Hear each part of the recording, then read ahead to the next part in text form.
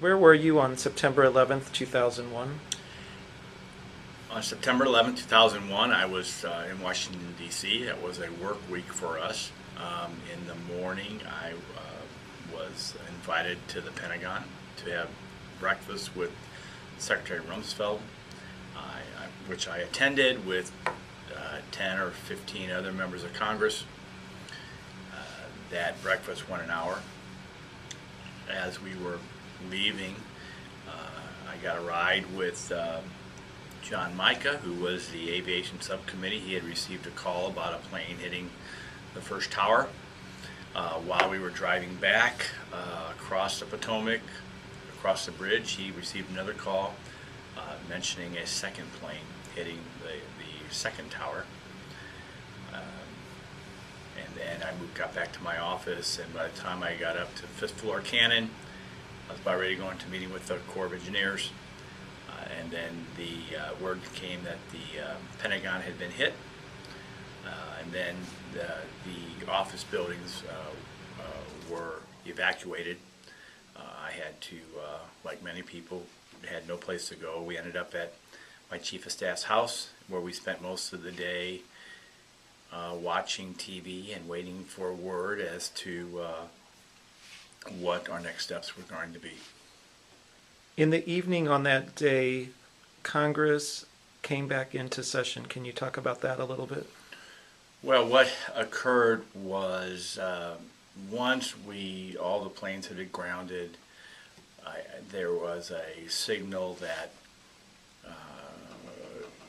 that there would be no more additional attacks. The president was coming back to Washington. The leadership of Congress, which at that time was Speaker Hastert and Leader Daschle, agreed to meet on the center steps of the Capitol to make a statement that we're not going to be run off the Capitol grounds. We're going to go in session the next day. And a few minutes of statements by each of those two leaders. And that's not really remembered. What's remembered is what happened afterwards. Two colleagues of mine, they were a little bit behind me and to my right, decided to, one was a Republican, one was a Democrat, they broke out in God Bless America, and then most folks joined in on that, and it was a good ending to a terrible day and helped us refocus on things bigger than us, even in catastrophe. What are the repercussions of the September 11th attacks on our country still today?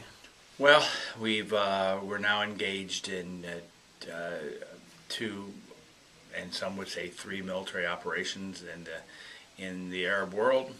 We have the war in Afghanistan, which is directly related to September 11th, and the Taliban, who at one time controlled Afghanistan, and they were harboring Al-Qaeda, which is Osama bin Laden, and he was there. Kandahar is where he planned and trained and in essence executed the September 11th attacks.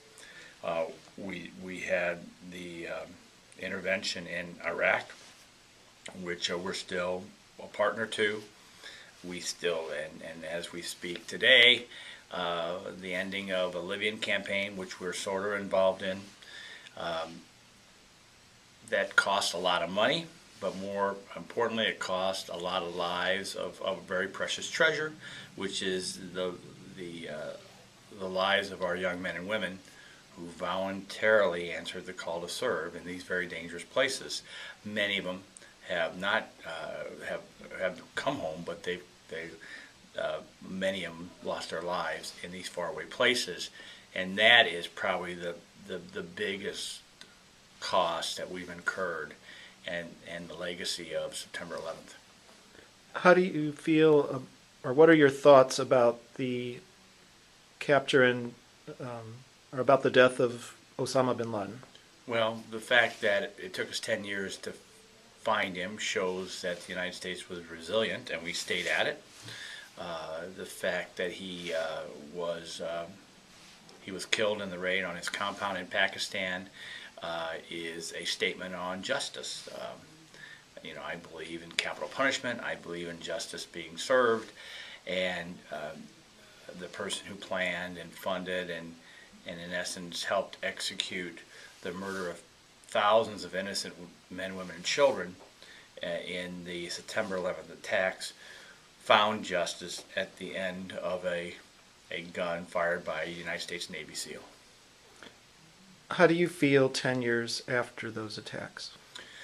Well, the world has shifted. I think we are safer, but I think most people know that we're still not safe. There's terrorist attack activities going on all around the world. I think we live in a more fearful world. Just go through the airports and experience and watch people who have to go through a double screening or aggressive pat downs and stuff. It's difficult and sad that we have to focus so much on security, but that is this changed world.